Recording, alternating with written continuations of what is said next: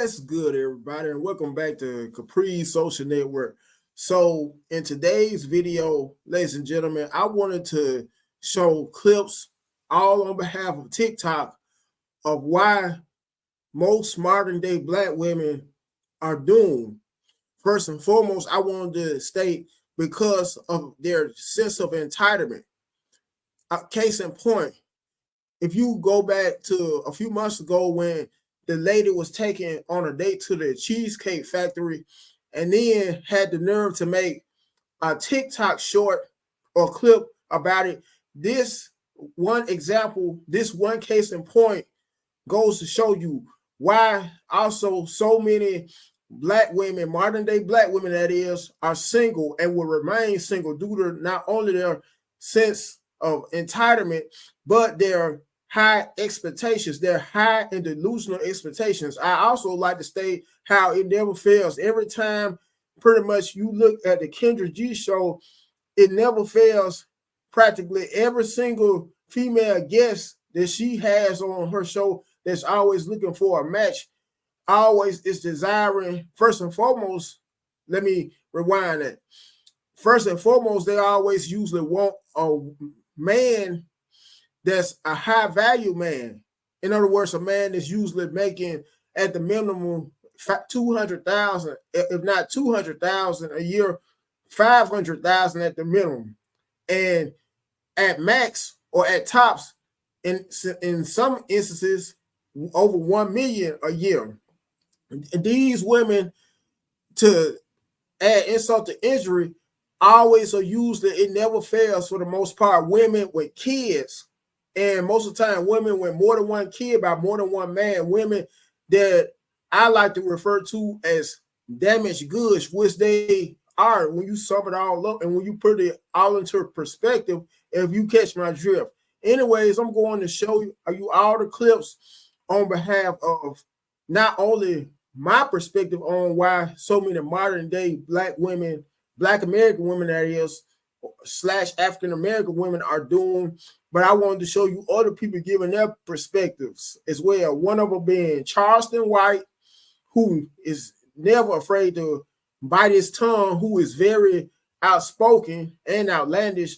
And I also want to show you some clips of Kevin Samuels to giving his perspective on this particular matter as well. So if you bear with me, folks, I'm going to share my screen and you already know the deal from there. Oh, and for the record, this here clip is a continuation. You can also say a part 2 of the video that I made a while back on behalf of our modern day black women doom.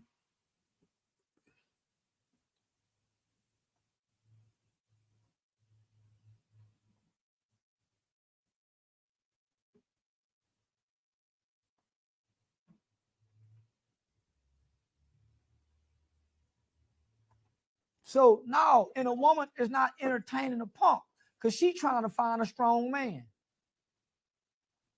A woman ain't bringing no punk around her boy because she don't want that spirit left in the house. That spirit jump on him with no parental supervision. All that shit latch on to your kids while you having fun and entertaining the demons because you ain't bringing no angels in. Warfare for whatever negative energy may be in here, tormenting your kids' mind, fucking with your kids while they sleep. And so they trying to protect and reserve the sanctity of their children's minds and hearts in households.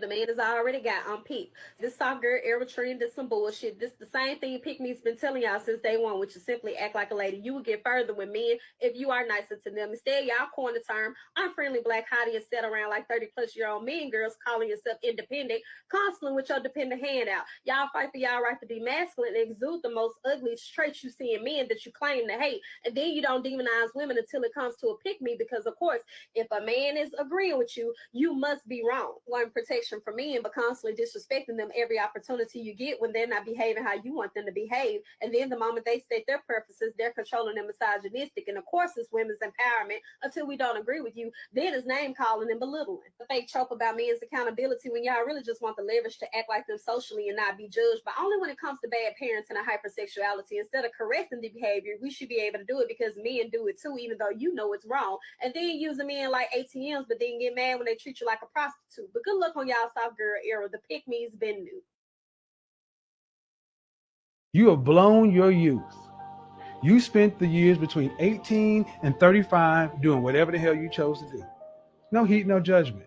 But you blew your youth. When your counterparts who were looking to marry up and marry well were getting married their junior and senior year in college, the first and second year after college, they were married at 22 and 23, and you were laughing at those white girls and those Asian girls getting married at 22, 23. You get married after college, that's too young. We need to go on girls trips and having our best life and hot girl summer and all this other bullshit. Now they're 10 years into their marriage, 3 kids deep, and their husband's a VP of marketing somewhere. And while you still got you and your cats are living in a loft downtown, driving your BMW in a middling career. You ain't on no career track. You blew your youth.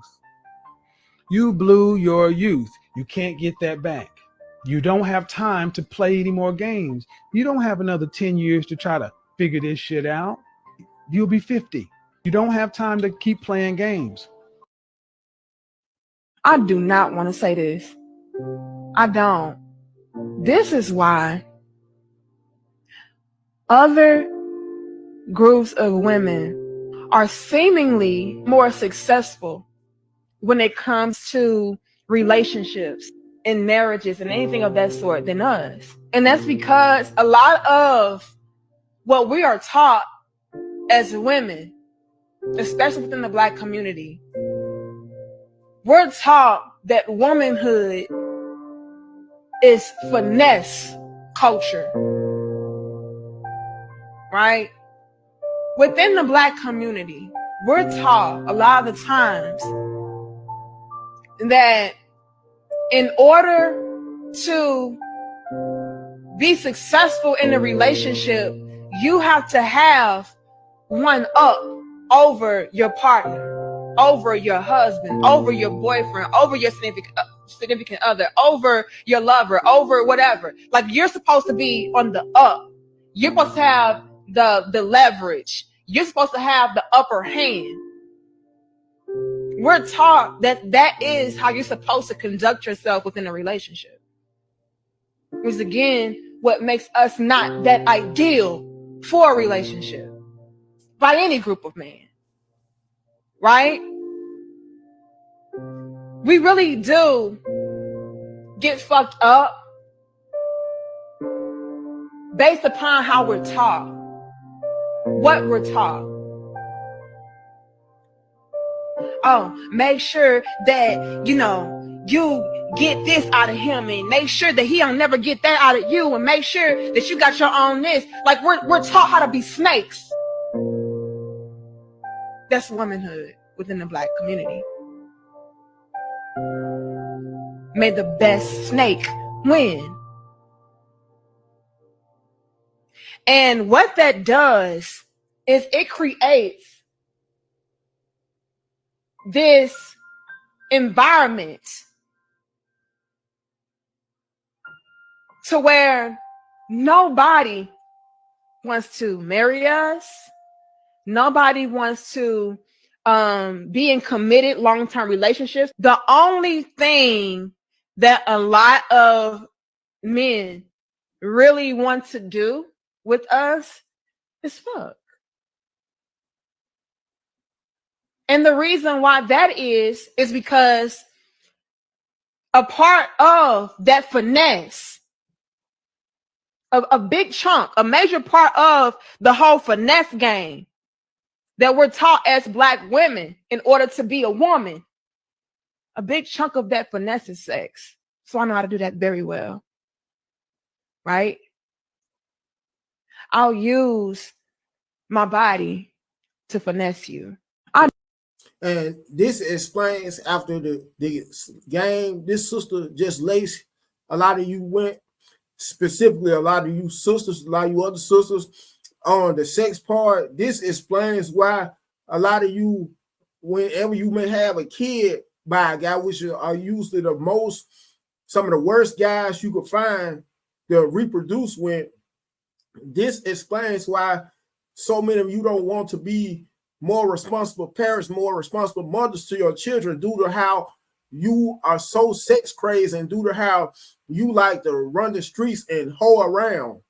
This also explains another reason why so many modern day Black women are doomed, why so many also modern day Black women are the least married due to how so many of you have so much baggage usually whenever you do meet that potential guy that will make a good fit for you, that will make an excellent husband for you, due to how not only so many of you have bad reputations from being such a whore, but you also have so much baggage once again. And what I mean by so much baggage is a lot of you already come into the relationships. If the guy doesn't have kids of his own at all, you always want him to take on the burden of another man's responsibility, or in other words, of being a stepdaddy to your unwed and bastard kids as well.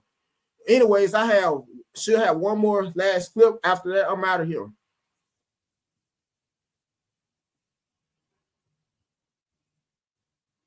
Better yet, two clips at that. My apologies. And for this very last clip, this is on behalf of a Caucasian woman speaking on behalf of not only a Caucasian female's perspective, but also the game she spent in this clip I'm about to show you, which will be the very last clip, is pertaining to you African-American women, you modern day African-American women as well. I also wanted to state how she spit nothing but straight facts, especially when she mentioned how some of you like to go for the dope boys over men that really mean you some good, men that will make very great husbands. Anyway. Women today are so unhappy is because you lack humility. And humility is an accurate estimation. That's all it is. Humility is just understanding, an accurate estimation. That's truly what it means to have humility, to know that you are average at best. People with humility know that. And women are. So modern day women want men that make $300,000 a year, working 30 hours a week. Make that make sense. By the way, what she just stated, tell me this doesn't relate to so many women who appear on the Kendra G show. The same exact women who usually, in most cases and instances, have kids. And when they have their kids, they always have them outside of marriage, but yet and still have the nerve to desire this ideal man, which in most cases doesn't exist. There's a successful man that will take on the burden of being a stepdaddy to all their illegitimate children. Tell me this doesn't relate, what she just stated, to the same scenario that goes on so much on a Kendra G show. Sense. While getting benefits for the family and being home at 4 p.m. every single day so he can take on the labor of the children, the labor of the house duties, and their overall household responsibilities like cooking and cleaning on top of working till 4 p.m. As if that's not unrealistic enough, he's also supposed to give up any of his hobbies, not be interested in football, be interested in only her needs, her expectations, her wants, her hobbies, and he's also supposed to make enough money to contribute to her side hustles. As if working and the labor-intensive activity isn't enough, men are also expected to be emotionally available, emotionally in tune, so much so that he's also supposed to somehow add in therapy and still be home on time. But not only that, is he can't just be emotional. He can't be too emotional because that's not masculine enough. And then all of a sudden, he's too feminine and giving her the ick. As if that's not bad enough, when he can't meet these unrealistic expectations in the first place, as soon as he meets one, the goalpost is likely going to change. Therefore, he spends his entire time trying to make somebody happy that ultimately cannot be happy in the first place. And if that's not unrealistic enough, she'll meet the guy that works at McDonald's making $13 an hour and cheat on him with a do boy just because that boy is working 20 hours a week and is able to listen to her more and understands her more. And her options on the internet are more important than him busting his ass to make it happen for his family. Oh, and yet him asking just to be loved and asking for appreciation, that's just too much for these modern day women, These women don't owe them shit, but still expect everything. Make that make sense. And as if this isn't confusing enough, even as a woman, it makes no fucking sense. And it makes all the sense why men have given up in the first place. Okay, bye. Now, on that note, ladies and gentlemen, and with that being said, make sure you comment to let me know what you think about this here particular video. Until next time, you guys have a good one.